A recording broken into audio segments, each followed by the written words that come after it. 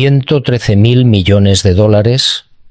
Esa fue la cifra que leí a las 4 de la madrugada en la pantalla de mi teléfono, con los ojos todavía hinchados por el poco sueño, y algo en mi pecho se apretó de una forma que no había sentido en años. 113.000 millones de dólares. Ese es el coste de una sola guerra, la del Golfo, en apenas unos meses.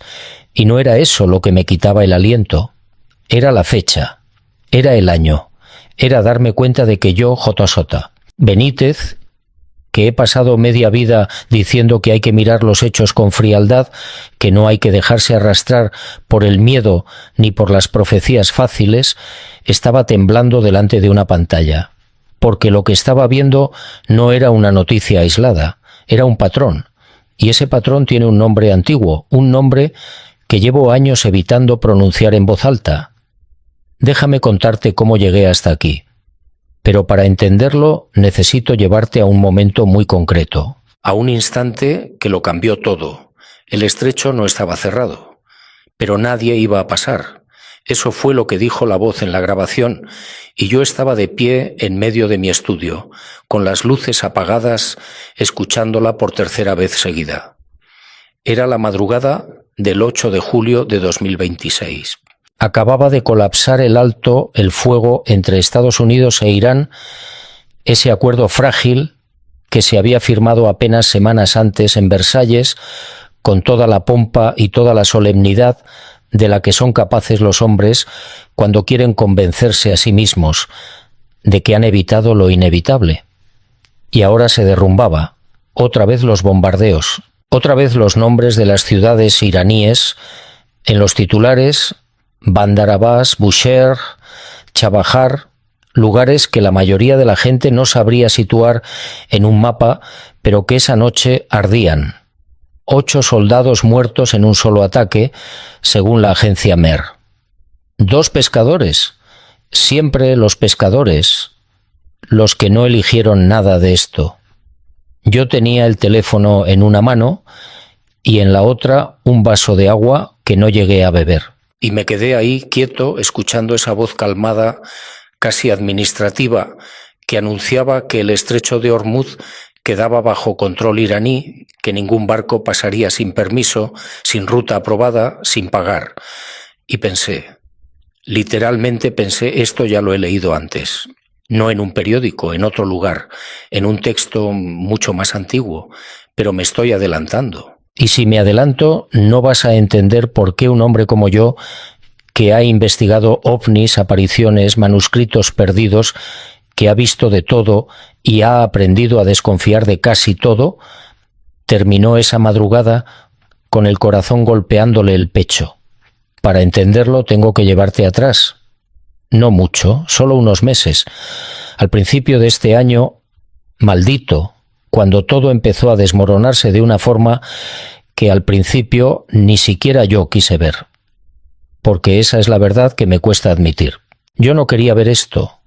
Durante mucho tiempo, cuando alguien me hablaba del Armagedón, de los tiempos finales, de las señales, yo sonreía con esa condescendencia amable del que se cree de vuelta de todo.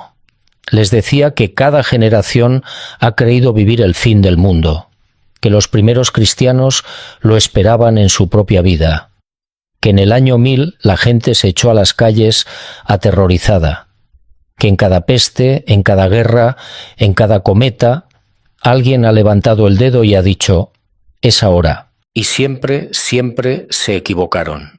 Ese era mi argumento, y era un buen argumento. Todavía lo creo, en parte, pero hay algo distinto ahora. Y no te lo voy a poder explicar en una frase.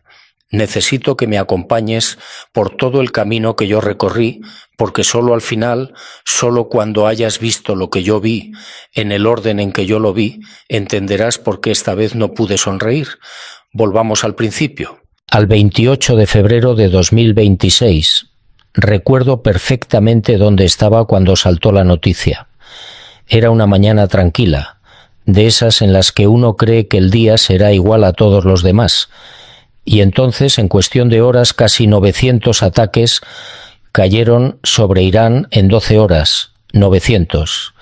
Estados Unidos e Israel en una operación coordinada que llevaba meses preparándose, la mayor concentración militar en la región desde la invasión de Irak en 2003. Le pusieron nombre, como siempre les ponen nombre a estas cosas para que suenen a película y no a lo que son. La llamaron Operación Furia Épica.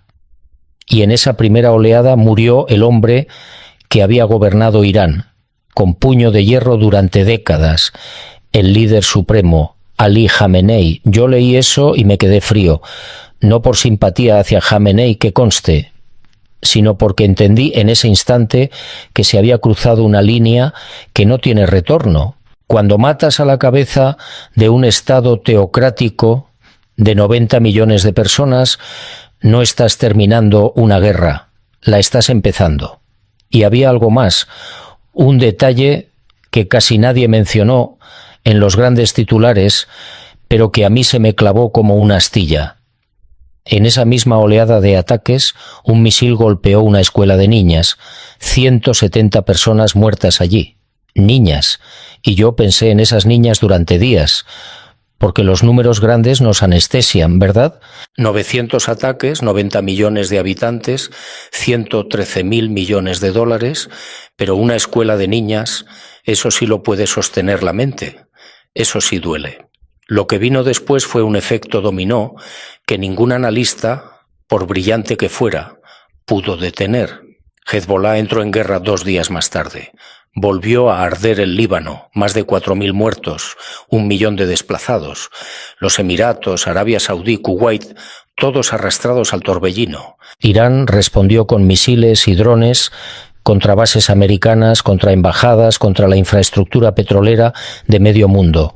Y el estrecho de Hormuz, esa arteria estrecha por la que pasa 1/5 parte del petróleo del planeta, se convirtió en el punto donde el mundo entero contenía la respiración.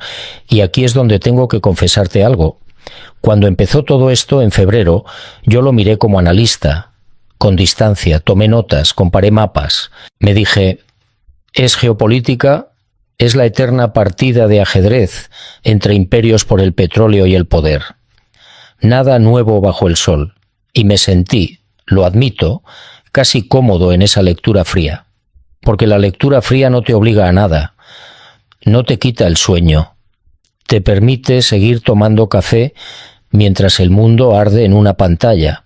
Lo que no sabía, esa mañana de febrero, es que apenas unos meses después estaría de madrugada en mi estudio, temblando, y que la culpa no la tendría Irán, la tendría un mapa muy antiguo. Todo cambió por una casualidad, o por lo que yo en aquel momento llamé casualidad. Fue a principios de la primavera. Yo estaba preparando otra investigación, una completamente distinta, sobre textos antiguos, y tenía abierto sobre la mesa un ejemplar del libro del profeta Ezequiel. No por motivos religiosos, que quede claro, lo tenía por su valor como documento histórico, como testimonio de una mentalidad de hace 26 siglos. Y mientras las noticias de Irán sonaban de fondo en la radio, mis ojos cayeron sobre unos versículos del capítulo 38 y me detuve, porque el texto hablaba de una coalición, una alianza de naciones que vendría de las partes del norte, encabezada por un poder que el texto llama Gog, de la tierra de Magog, y entre sus aliados nombraba a Persia. Y yo levanté la vista de la página y miré la radio, esa radio que en ese preciso momento estaba pronunciando la palabra Irán, porque Persia e Irán son el mismo lugar. El país cambió de nombre en 1935. Antes de esa fecha, en todos los mapas del mundo, en todos los textos, en todas las crónicas, esa tierra se llamaba Persia. No me malinterpretes, no soy tan ingenuo como para leer una coincidencia y salir corriendo a gritar profecía. Llevo demasiados años en esto. Mi primer instinto, mi instinto entrenado, fue la desconfianza. Me dije, Benítez, cualquier texto suficientemente antiguo y suficientemente vago puede parecer que predice cualquier cosa. Es el truco más viejo del mundo. Nostradamus